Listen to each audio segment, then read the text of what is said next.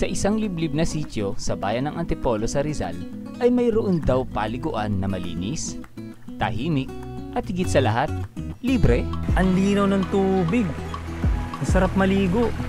Walang kuryente, walang ingay, no? Walang mga nagbibidyoke. Libre naman daw yun, wala daw babayaran yun. Kaya samahan ninyo akong maglakwatsa sa Treasure Resort at ituturo ko din sa inyo ang tamang daan at mga palatandaan patungo dito. Kaya ano pang hinihintay nyo? Tara, lakwatsa na!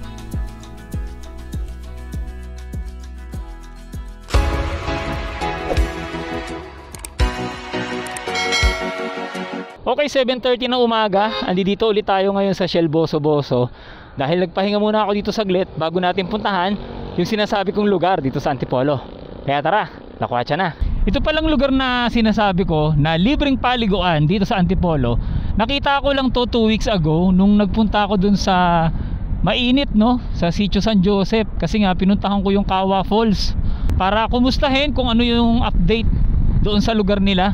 Tapos sakto naman, sa umpisa pa lang nung trail papunta dun sa Kawa Falls, nakita ko na itong lugar na to. Tapos nung time na nagpunta ako, walang bantay, pero merong mga cottages dun, kaya paniguradong merong namamahala dun sa area. Nakita ko parang may nakalagay dun na 300 pesos yata ang renta sa mga cottage, no? Kaya mamaya isisiguro natin kung ano ba talaga yung mga babayaran doon sa area na yon.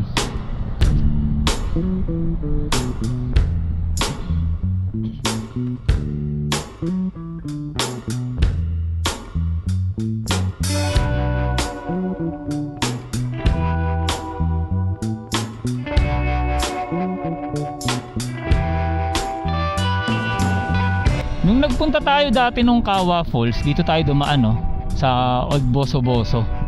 Pero ngayon ang gagawin natin, dito tayo dadaan sa may veterans. Kasi itong area na yan, ginagawa yan Kaya medyo matatagalan tayo pagpasok dyan tsaka paglabas. Ito na ngayon yung area ng veterans. Tapos kapag nakita natin itong mga palatandaan na to, ito muna, yung Angel's Burger. Ito sa kanto. Ito kakaliwa tayo dito. Ayun, Angel's Burger. Tsaka itong Means Eatery. Yan, papasukin natin to dahil ito ay Kalawis Road. Pagpasok naman dito, babaybayin lang natin itong simentadong daan.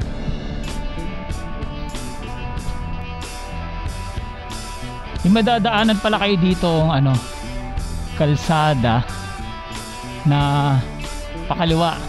Lalagpasan yun kasi ito yung daan na lalabasan ninyo kapag galing kayo ng Old Boso Boso. Ito yan, ito yan. Kaya didiretso lang tayo, lalagpasan natin yan. Tsaka ito rin pala ang basketball court. Yan, isa rin yan sa magiging palatandaan ninyo. Tapos paglagpas nung basketball court, ayan, mapapansin nyo na dito meron ng mga structure. Alam ko ito ay parte ng water treatment plant. Parte yata to ng ginagawang Kaliwa Dam. Pagdating sa parte na to, may maghihiwalay na daan, isang diretso, isang pakaliwa. Diretso tayo kasi yung kaliwa papunta yan ng Old Boso Boso ulit at saka ng Kabading. Yan, tayo diretso lang tayo. Dito din pala merong palengke. Kaya kung halimbawa pupunta kayo doon tapos wala pa kayong mga pagkain, eto, pwede kayong bumili na ng mga pagkain nyo dito. Nalulutuin nyo doon sa sa gilid ng ilog. Paglagpas ng palengke, dire-diretso pa rin. Susundan pa rin natin itong simentadong daan. Tapos merong ahon. Pagka-ahon naman dito, meron ditong paaralan. Ayan isa na naman yung landmark or palatandaan kung pupunta kayo dito. Itong eskwelahan na to ay ang Kaysakat National High School. Ito siya.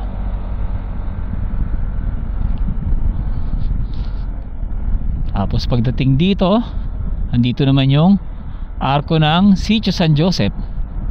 Ayan. Makikita nyo rin na sa harapan natin may mga bakuran, no? Mga kawayan. Ayan, paglagpas nung bakod na kawayan, meron ditong sementeryo sa kaliwa. Ito na siya, oh. Ayan, sementeryo yan. Yung mga structure na yan nakikita nyo sa harapan. Ito, ayan. Lagpasan natin yung sementeryo at dito sa harapan merong tulay. Ito na ngayon yung tulay na tinutukoy ko. Ito siya. Sa ngayon medyo mahina yung tubig dito kasi nga tag-araw na. Pero sa panahon ng tag-ulan malakas yung tubig dyan, tsaka pwede rin maligo dyan. Paglagpas ng tulay, isa na namang eskwelahan. Ito yung Sitio San Joseph Elementary School. Ito siya, yung kaliwa. Ayan, kulay blue na building. Pag nakita natin yan, kakaliwa tayo. At may madadaanan tayo dito ang basketball court sa right side. Ito siya. Ayan. So isa rin yung sa gagamitin yung palatandaan, yung basketball court. Ayan. Diretso ulit tayo.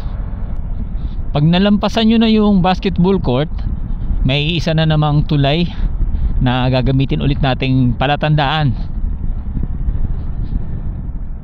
Pagbaba nyo dito, eto, andi dito na yung tulay. Eto siya. Ayan. Ito na yung huling tulay na inyong dadaanan. Tapos ahon na. Pero dahan-dahan lang sa ahon kasi baka malagpasan ninyo yung pinakakanto kung saan tayo liliko pakanan. Kasi kapag yun ay nalagpasan ninyo, matarik yung ahon dyan sa bandang unahan, paakyat ng Sitio Libis sa San Isidro. Ito na siya, oh. Welcome to Mainit. Ayan, oh. Ayan. So kakanan tayo ngayon dito, papasok.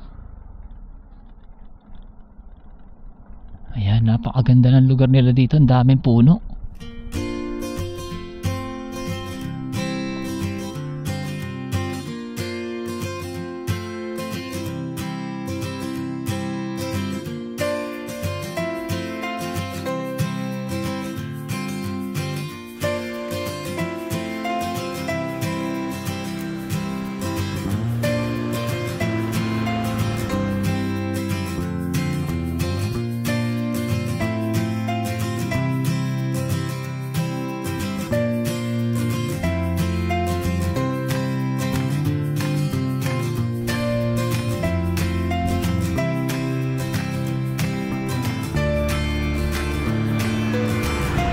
Ayan na, oh, nakikita na natin sa harapan yung rough road.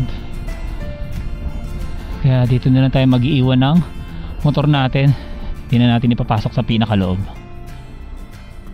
Ayan tayo. Ayan, dito na lang natin iiwan si Rido. Kasi nga, dito sa harapan rough road na. Kaya hindi na natin pwedeng dalhin doon yung motor. Ito na, oh, ilang metro lang mula doon sa pinag-iwanan natin ng motor. Ito na yung pinakaumpisa nung trail. Ayan, oh, ilog. Ayan, linaw ng tubig, oh.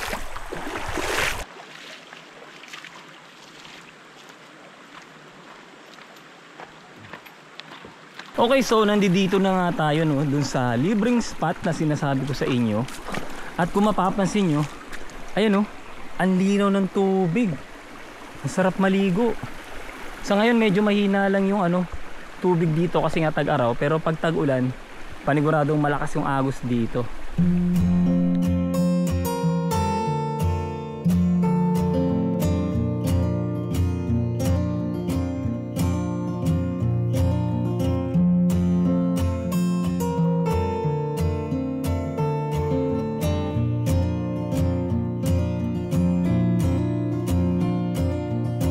Dito naman sa taas, meron ditong cottage. O, ayan, isa. Tapos meron ditong 2, 3, 4.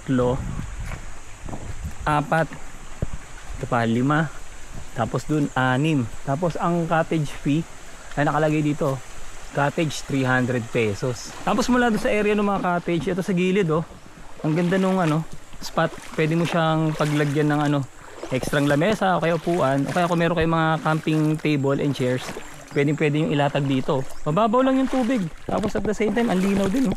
Etong spot rin na to, maganda rin siyang paglagyan ng mga camping tables and chairs. Ito rin isa pang spot na pwede nyo pagtambayan. Mababaw lang din yung tubig, tsaka malinis. Meron sila ditong hose na nakalasot to, tapos may lumalabas na tubig. Sa tingin ko ito yung pinanggagalingan ng tubig galing sa bukal, na siguro pwede ring inumin. Itong part naman na to, medyo mababaw lang yan, hanggang bewang lang yan. Lumusong ako kanina dyan, tapos hindi naman siya ganun din kalalim. Nakausap ko pala yung katiwala dito, si Kuya John. Siya yung nagme-maintain ng kalinisan nitong Treasure Resort. Yun pala yung pangalan ng area na to. Nasabi niya na dito daw, kung halimbawa gusto ninyong mag-overnight, pwede naman daw. Pero kausapin nyo na lang siya kung magkano yung rate nun. Depende kasi daw yun sa dami. Tapos yung mga cottage, ayun yan, nagkakahalaga siya ng 300 tsaka 350, o kaya depende pa kung mas marami kayo sa 10. Kung gusto nyo rin daw magluto dito, magdala na lang daw kayo ng mga lutuan ninyo. Pwede rin daw kayo maggatong, mag-request na lang kayo kay Kuya John ng mga panggatong. Libre naman daw yun, wala daw babayaran yun. Kasi ang tanging babayaran nyo lang daw talaga dito is yung cottage. Yun lang daw talaga, wala nang iba.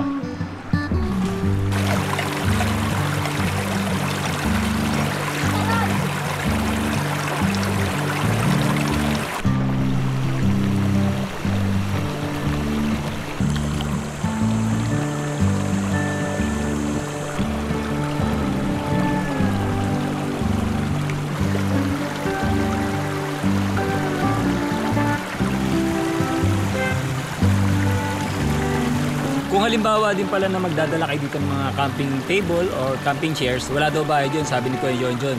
Tulad ng ginawa ko, dito na lang ako sa gilid ng ilog nag-setup ng upuan at saka ng lamesa, tsaka nagdala na lang ako sarili kong pagkain tsaka kape. Well, para sa akin masasabi ko na okay dito sa Treasure Resort, no? Kasi dito walang kuryente, walang ingay, no? Walang mga nagbibidyoke, tsaka hindi rin ganun karami yung tao. Ewan ko lang sa mga susunod na araw kung dadami pa yung tao dito.